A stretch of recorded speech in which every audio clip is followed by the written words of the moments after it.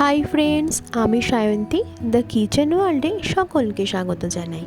আজকে বানাবো আলু পেঁপে দিয়ে এবং বাটা মশলার সাহায্যে চিকেনের একটি পাতলা ঝোল। অনেক সময় মনে হয় রোজই আমরা রিচ খাওয়া দাওয়া করে ফেলছি। মাঝে মাঝে যখন মনে হয় যে একটু হালকা পাতলা খাবো, তখন চিকেনের এই রেসিপিটা খুব কার্যকরী। তাই আমি নিয়েছি 750 গ্রাম চিকেন এবং পেঁয়াজগুলো ডুমো ডুমো করে কেটে নিয়েছি, সাথে নিয়েছি আদা এবং বড় বড় কোয়া রসুন। আমি সব কটাকেই বেটে নেব এবং তার সাথে নিয়েছি আলুগুলো ডুমো ডুমো করে কেটে নিয়েছি এবং পেঁপেটা ডুমো ডুমো করে কেটে নিয়েছি। সাথে নিয়েছি গোটা ধনে, দুটো কাঁচা লঙ্কা, 3-4টে শুকনো লঙ্কা এবং গোটা জিরে। খুব ভালো করে জলের মধ্যে মিশিয়ে রেখে দেবো আমি কিছুক্ষণের জন্য। তারপর আমি এই রান্নাটা কুকারের মধ্যেই করব। আমি যেটা ব্যবহার করেছি সেটা কড়াই কাম কুকার। তো এটাতে আমি খুব ভালো করে কষে নেব। প্রথমে দিলাম গোটা জিরে ফোড়ন, তারপরে দিলাম গোটা গরম মশলা এবং বেটে রাখা পেঁয়াজ আদা রসুনের পেস্টটা খুব ভালো করে ভেজে নিতে হবে এবং লাল করে ভেজে নিতে হবে। পেঁয়াজটা খুব ভালো করে ভাজা ভাজা হয়ে গেছে এবং সমস্ত মশলাটাই খুব ভালো করে কষে গেছে। এবারে কাঁচা মশলার গন্ধটা একদমই নেই। তারপরে আমি যে মশলাটা ভিজিয়ে রেখেছিলাম, যেমন গোটা জিরে, গোটা ধনে, শুকনো লঙ্কা এবং কাঁচা লঙ্কা, ওই পেস্টটা এরপর দিয়ে দিলাম। কাঁচা মশলার গন্ধটা না যাওয়া অবধি ততক্ষণ অবধি আমি কষে নিতে হবে।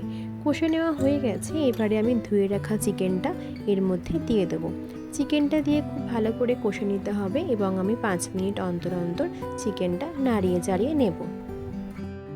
মাঝে মাঝে শরীর ঠিক রাখার জন্য একটু হালকা পাতলা খাবারেরও প্রয়োজন আছে। সবসময় রিচ খাবার দাবার একদমই খাওয়া ভালো নয়। এরপরে আমি দিয়ে দিলাম পেঁপে এবং আলুগুলো, যেগুলো আমি ডুমো ডুমো করে কেটে রেখেছিলাম, এবং সঙ্গে দিয়ে দিলাম পরিমাণ মতো নুন। আমি এখানে 2 চামচ নুন ব্যবহার করেছি, আপনারা আপনাদের স্বাদ মতন নুন ব্যবহার করবেন। তারপর খুব ভালো করে মিশিয়ে নিলাম নুন দেওয়ার পরে। এরপরে আমি 5 মিনিট অন্তর অন্তর কষিয়ে নেব। চিকেনের ঝোলটা একটু ভালো সাজানোর জন্য আমি দিয়ে দিয়েছিলাম একটু উষ্ণ গরম জল। আমি পরিমাণ মতন জল দিয়েছি, যতটা আমি ঝোল রাখতে চাই ততটাই আমি জল দিয়েছি। তারপরে আমি ঢাকা দিয়ে দিলাম এবং স্টিমের জন্য দিয়ে দিলাম। আমি এখানে 2টো স্টিম দেব, এর বেশি স্টিম দেব না। 2টো স্টিম হয়ে যাওয়ার পরে আমি গ্যাসটা অফ করে দিয়েছিলাম এবং স্ট্যান্ডিং পয়েন্টে রেখেছিলাম যতক্ষণ না পর্যন্ত স্টিমটা ওঠে।